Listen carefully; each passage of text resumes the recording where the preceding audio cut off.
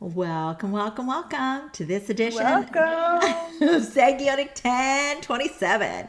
We are so glad that you decided to join us today and with us, not one time guest, but a repeated guest. Why? Because she has more to share, but this time it comes in the form as an author. So, Tiffany, this is Tiffany Reed Edison. Yes. Welcome Hello. to our Hello. Hello. broadcast. I'm so glad you decided to join us again. And today we get to talk about a project. So, how would you like to give little? We don't want to give it all away, right, Tiffany? So, Oh wait, no, we no, just want no. you to do look like sneak, sneak, sneak, sneak. I How wish do I I had one of those to give. My project literally has just been submitted to the publisher, and so it is in the process of being formulated into an actual book form. get? Okay. But I'm so excited for this project. It literally has taken me almost 2.5 years to get it done, almost 3 years. But literally every single chapter was massaged by the Lord to say, it's time to tell your story. It's time to tell your story. And so I'm excited. I'm excited. Yeah. And that's and it's like yay because you decided to accept the invitation from our Yes. creator father and Yes. he put the envelope before you and you had to Yes. say you either had to say no, no. Yeah, no. I said no. No. Like no. You either were going to do that or you were going to prolong listening and be I, I, uncomfortable. I definitely prolonged, like when he gave me the assignment, I kept hearing, write the book, Okay. write the book. Um, and so I tried to go back channel, and what I did is like the first 10 chapters, I hand wrote it. And he goes, who's going to read your handwritten notes? Like, that's not what I meant when I said write the book. And so I physically had to pull out my computer and take my handwritten notes and physically just start typing. And as I started typing, he was like, now add this. See, today is my fur baby's turn. Um, Actually, my son is coming home from school, so he's excited. Someone walked in the door. Um, and so with the book, it was I'm handwriting, and then I started typing, and then he, just add this to this, or now it's time to tell this story, and now it's time to add that. And so literally the more I started to be obedient and actually do what he told me to do, I'm I'm looking at 29 chapters. There's almost 60,000 words, and I literally tell my story from, being born up until entering college and just all the stuff that happened in between. So it's a good read. It's a Mm. Yeah. Yeah. And when we think of it, okay, if you say you haven't gone through stuff in life, we're going to get out a different microphone today. Sister Tom's Okay. her favorite smell. If you're saying you haven't gone through stuff in life before, you're lying. You're lying. You're lying. You're lying. But there's a difference with, I believe, I mean, everyone has a story. That's why it's called history. Is his story for your life. Um, but in my circumstance, we lived through what I described in the book as boot camp. And every single day was another series of rigorous tests and agilities to figure out if you were going to survive not only living in our household, but also in our neighborhood. And so we were preyed upon.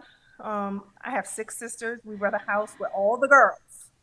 And so we were preyed upon by the neighborhood guys. Like, everyone wanted to conquer one of the sisters in my house. But we also had to live through, um, again, my mother was very stern. She was hard. She wasn't a loving, you know, comfort come kissy huggy, type mom. She ruled with an iron fist, Yeah. sometimes literally. Yeah. And so we got to a point where we normalized trauma so much that when things happened, it was just like, oh, okay. It was like everyday life. And then when you got around other families and they didn't operate that way, you didn't even realize what you was doing was wrong because trauma was just so normalized. Dysfunction was so normalized. And so it's And a, it's it's a funny wild because story. when you live in that realm of okay, when you live in the normal realm of no time restraints, no structure, um, I actually want to say like it's a different kind of a creative realm, right? Yeah. A lot of times when you live in that space, if you go into other spaces, you feel out of place. Yes. Yes.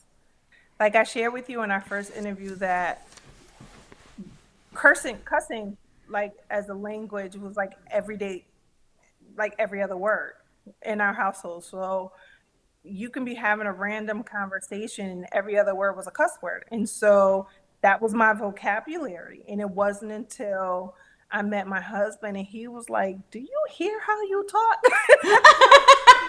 To me, and I'm like, I'm surprised you don't cuss, because that was our language. And so now having to actually change my vocabulary or watch how I say something. Like if I get passionate, sometimes I slip right back into my old patterns. And especially if I'm really like around someone that I grew up with, I flip right back into Tiffany from Connecticut all the time. And it's like, do you hear how you speak?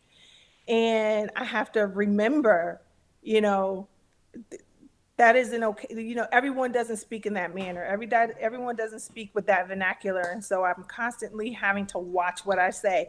And sometimes I'm having a full-fledged conversation and I'm dropping S bombs and B bombs and the F bomb. And I don't even realize that I've said it. And folks are like, did you hear what you said? And I really, like, I'm totally oblivious to it because for me, it was everyday language. Yeah, yeah, yeah. You know, thank goodness that the Lord doesn't get bent out of shape if we I know, say thank God. certain words. He doesn't. He doesn't. And he's in charge of. Here's the other microphone. We have a cleanup on aisle 7. Yes. He's in charge of it. He's in charge of it. Yes. And I think in observation from 1984 until present, I think sometimes, and to me this is a religious terminology, but the church tries Yes. to wear the badge that says we're the cleanup crew. And we have to allow the Lord to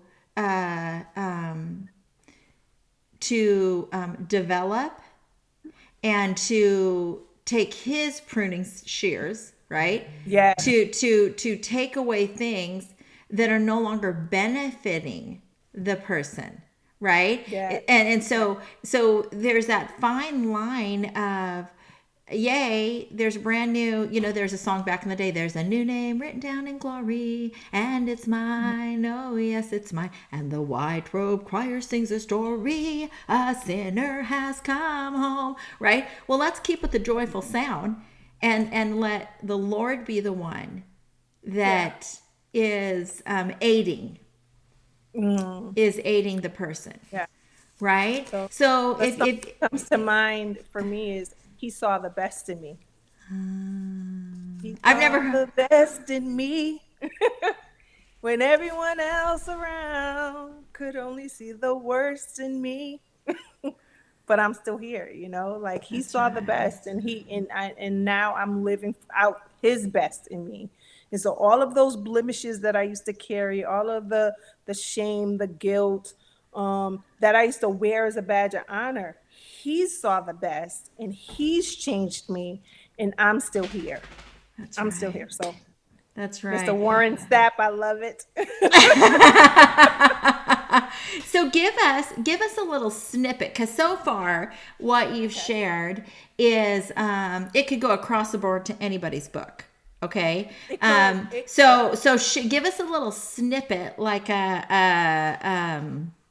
a trailer.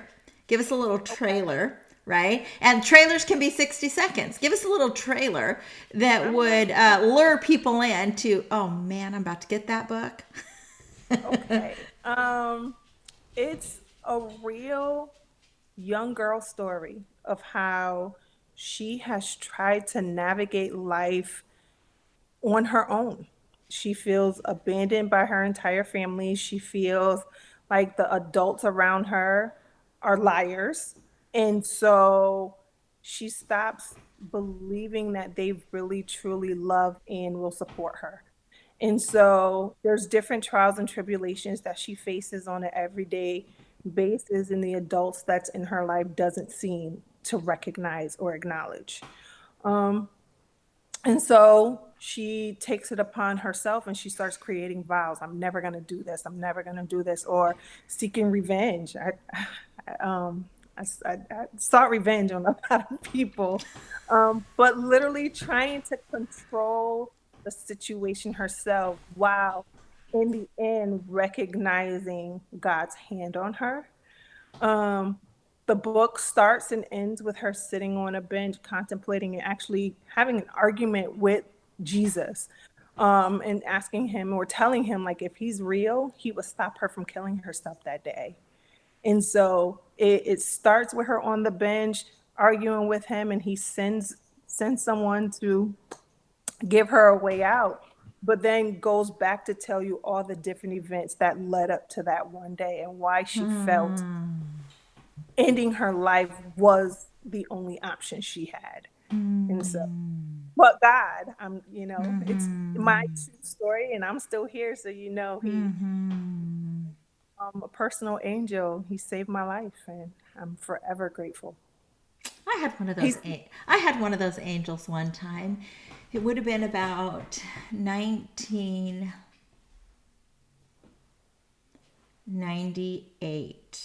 mm, 1998, I was besides myself mhm, and just overwhelmed, distraught. And I like strangers. And so I saw this grandma and grandpa, and they were in this white pickup truck that had a covered mhm, back. yeah. And I went over a bleeding woman to have a conversation with this grandma and grandpa. The inside of the vehicle was so white, and the vehicle would have been about 50 years old by the look of it. It was so Mhm. white. The upholstery was white. Oh, wow. The floor was white. The dashboard was white. The Nice. whole thing was like this mint white Okay. this mint white old pickup truck, right? And it wasn't like the rounded pickup truck from the 50s, right? But it was an older, it would have been from the 60s or 70s, right? Yeah. And I just remember I was desperate for some form of encouragement. And I don't Mhm. remember any of the words that were spoken to me, but I remember I was touched. And later I realized, oh my, when I turned around and it was gone, like Yeah. instantly gone, I realized, oh, Yeah. that was an angel. Oh, The wow. grandma, grandpa Um, angel. nice. Yeah. For me, I feel like God has used real people to share his message with me in ways that I wouldn't have received it had it not come from that specific person.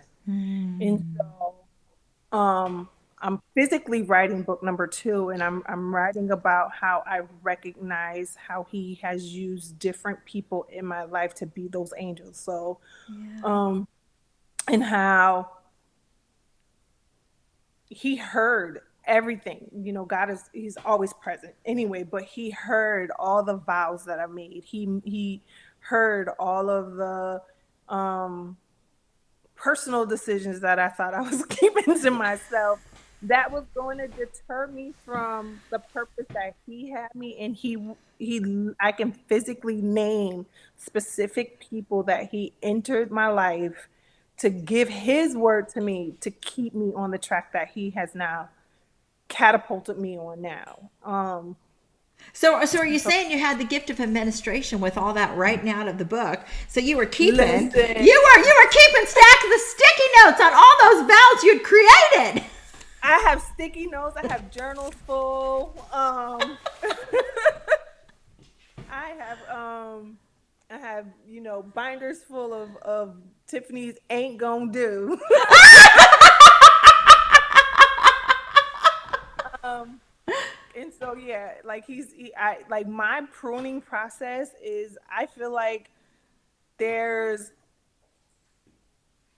my pruning process is continuous Yeah. because I've seen so much. When I was 3 years old, I witnessed my first murder. Um, I've seen molestation, I've seen rape, I've seen um, the influx of drugs and alcohol in the neighborhood and how it destroys families. Um, I've seen a lot in my 40 plus years of life. Hey, um, there ain't no shame. Sister Sean over here is 56. No shame. No shame in my game. okay, well, I'll be 48 in 2 weeks, actually. Wow. October the Um, 4th.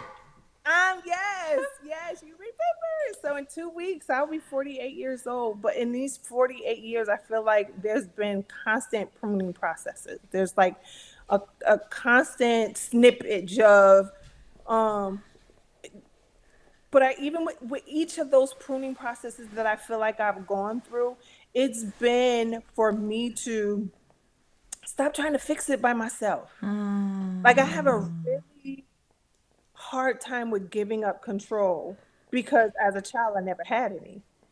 And so even when I tried Yeah. to be my own self-protector and control the situation, I found myself in a bigger ditch, in a bigger issue, and it just kept snowballing out of control. Hence, I ended up on a bench wanting to end it. Yeah. Um, and so my pruning process, the way I look at it is not like a typical pruning process. It's like I'm constantly a tree that as soon as I try to navigate something in my own strength, he's like, no, we're going to stop this now before it gets out of hand. And so mine is constant. It's constant. And I feel it like, okay, we're pruning. What, and I go to him in my prayer closet and I'm like, Lord, I feel like you are trying to teach me a lesson and I'm not getting it. So I need it spelled out to me as plainly as possible because I'm not getting the message. And so, and then he laughs at me and he's like, go sit down. I love it that the Lord talks to us in our language, right? He He does. knows our dialect. He talks to us in our language. Yes, girlfriend, go sit down. Like, you would get the message if you just sat down and be still. And I don't like I'm like I feel like I'm constantly fighting the will to just want to do something. He's like, if you just be still 10 minutes, you'll get it. And so I'm constantly saying, Father, I know there's a message in here. I know there's a lesson, and I'm not getting it. And so he's constantly telling me to sit down and be quiet. And you know what I think is so beautiful is that Yeah. this snippet is viewers get to meet the author. Viewers get to Yes. see the personality of the author. They get to see the Yeah. personality. We forgot to say the name of the book is called A Flawed A frayed Frayed heart. Frayed. Oh, Frayed. cuz Frayed. And there's afraid means like a torn, ripped, shredded heart. But I chose afraid because I've been fearful. So it's a play on both words. But in the book, I'm unraveling the threads of dysfunction while showing my road to redemption. Like the next books that are coming will show how even through the midst of everything that I've endured, the Lord has never taken his hand off me and he has redeemed me. He says he says that I'm forgiven. He says that I don't have to carry those burdens. He says that I don't have to rely on someone else's opinion of me That's right. for me to succeed or to just be his. That's right. To just be his. And so I talk very candidly about my relationship with my mother and my father in the book, and how I didn't feel that they understood me as a kid, I guess. Um, it, the book is very candid about my relationship specifically with one of my older sisters, and how there was always a constant competition between us that was created by our parents. So I always felt like I lived in her shadow, and it was pushed a lot that I could never amount or um, be as successful as my older sister. And so I talk a lot about how, even hearing that, I was a daddy's girl, loved my dad, um, loved my godfather even more, if that makes any sense. My godfather was everything to me, but when it came to being compared to my sister, having the folks closest to me tell me that I would never succeed and I shouldn't even try certain things because I would never be as good as my sister, crushed me in ways that I never felt I measured up. Like even in school, the teachers, I had a prerequisite in front of my name. I was Keisha's little sister. Yeah. And I'm like, nope, I'm Tiffany. Nope, Yeah. Tiffany exists. And then when I started to say, I'm Tiffany and I'm my own person, I became rebellious. And I'm like, all I'm trying to do is establish that I'm a person myself outside of being her sister. Okay, now Um, wait. Whose name badge did you wear back in the day? oh, but Ah! then I stole her identity to get a job because I wasn't old enough to get a job I by myself. know. I And know. so like literally, but we, so like you can see how we're so intertwined with each other. Yeah. And so to even say like I didn't want to be labeled as Lakeisha's little sister as like, Yeah. and then it's like they didn't even want to say my name. Yeah. Tiffany didn't exist. I was so when I ended up working as Keisha for like 5 months, it was like it was normal. When you have as many children that came in and out of our household, which was also rare because everyone in the neighborhood wanted to be at our house. Yeah. Felt like we were living in the middle of a war, Yeah. but other people noticed and respected my mother's authority and how she ran our lives, that they would send their children to her. And our house was the only place they were allowed to come, which was mind boggling to me. Like, Yeah. what what are you seeing? And so like a lot of people, if when they read my book and they read how I perceived growing up in my household versus their experiences of coming in, they were coming to our house because they felt our house was the safe haven.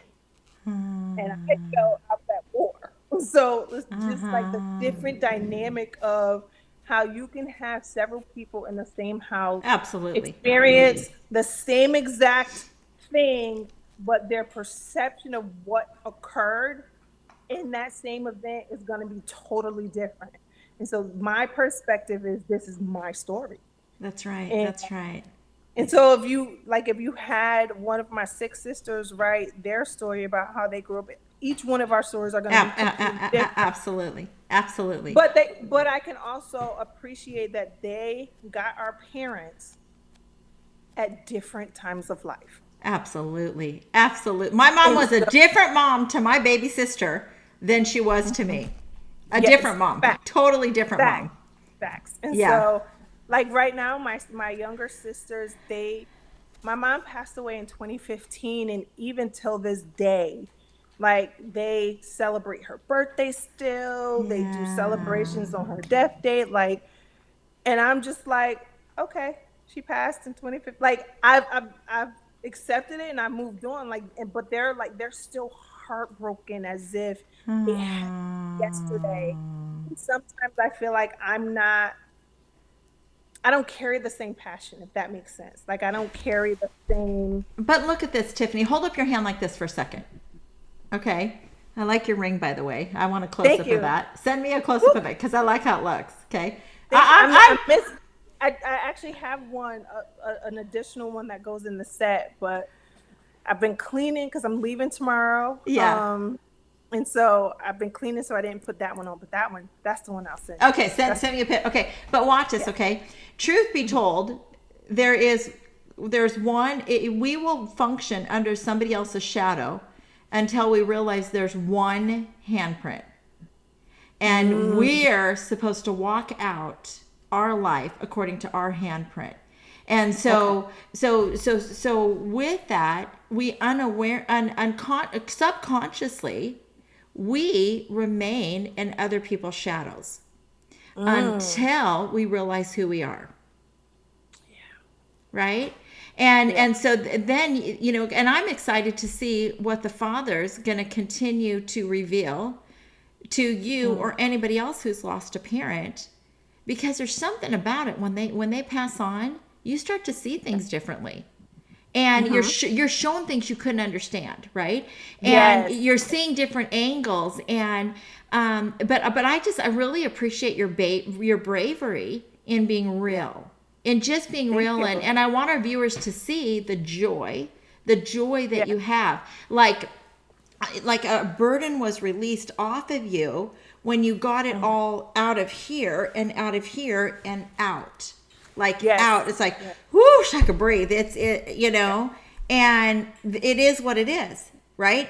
Your life is what it is in your memory bank. It is. And again, I shared in our first interview that it wasn't until after my mother passed away, she was no longer here, and one of the things I remember saying to one of my aunts is that I miss arguing with her. I like that was like our thing. Like I would walk in the door and we would instantly start arguing, but that was our thing. It wasn't until she passed away and I didn't have those moments where I could even still just go and argue with her that she became human to me in death. She became human, and I got to realize even more that we don't know our parents as people and what they've endured in life before they became your parents. You don't know their story. You don't know their traumatic events. You don't know what created them and molded them into the people that you got to meet as your parents. They're just supposed to have answers. And so she didn't have answers. And even with my father, he's currently still alive and we have a very weird relationship. I probably talk to him twice a year, not through a lack of trying, but he's just not a communicator. But he wasn't when he was married to my mother. She was the one who made the decision. She was the boss, and no one went outside of what Luella had to say, and that's just what it was. Whatever she said, that was it. There was no. You didn't have feelings as children. You didn't have an opinion. What you wanted to have happen didn't matter. It was her way or no way. And she ruled our household with an iron fist, including her relationship with my father. And so as a girl, you get to see that even he doesn't have a voice, you lose your voice even more. So as more traumatic things began to happen in my life, I felt like my voice got stripped more and more and more till there was literally no voice left. I never shared any of it. Even your cords were frayed. Yes. Your vocal cords were frayed. Well, my thing is I used to sing. I loved to sing. There's times now that I'm in here and music is playing and I can hit the high notes, but will never get in front of a stage and do it. just because like I've been hearing all my life I'm not good enough. And so I've hidden even that part of me away. And so now I see both of my children, singing for the Lord, and they're on the worship team, and they're doing their things. And I'm like, man, my kids are amazing. I feel like the Lord has restored my voice through them. That's right. And now Yeah. that you're on set and you're on this platform, Woo, woo, woo, woo. I bet if I share this one song with you, you'll know it and you'll be able to sing it to us. You see you trying me. Okay. Okay. Okay. Let's see. CeCe Winan in return. I need to hear it. What do you have to give? I don't know that If one. you were like me, you didn't have a lot of money. Positions, da da na, da na na Yeah. na, And I na absolutely na love Cece, but na. I don't know that one. Okay, I so absolutely love Cece Winans, so but I can't think. I want, when we're done with this set, I want you to look up CeCe Winan in return. Okay, I It's will. it's gonna wreck you. Yes. It's gonna So wreck you you. know what? The song that resonates with me so much is Alabaster Box. That song, every time I Well, hear I'm it, gonna I have to think look it up because Nate, I don't know that one. Alabaster Box. Alabaster Box. That one, Okay. it's like literally turns my insides outside, and it's like Oh. singing my story out loud. So So I'm going to look that up. yes. Well, my friend, we've come to the close of this interview. However, Woo! again, for our people out there, it's not out yet, but it's coming out and it's done. Yes. But it's called A A Frayed frayed heart. FRAWYED. No, Frayed. Frayed Correct. heart. Yeah, Yes. a frayed heart. This is Yes. intense, and what a perfect title you were given. So thank you so much, Tiffany Reed Edison, for coming to this episode of Sagionic 1027. Thank you for having me yet again. Yeah, I really appreciate your extra time to be able to share with our viewers. And I also want to thank our viewers for coming to this episode of Sagionic 1027. And until our next broadcast and our next guest, may the Lord bless you. May the Lord keep you. May the Lord make his face to shine upon thee Done always. upon you. Yes, always. Yeah, Always. blessings. Guys, blessings. Bye. Bye.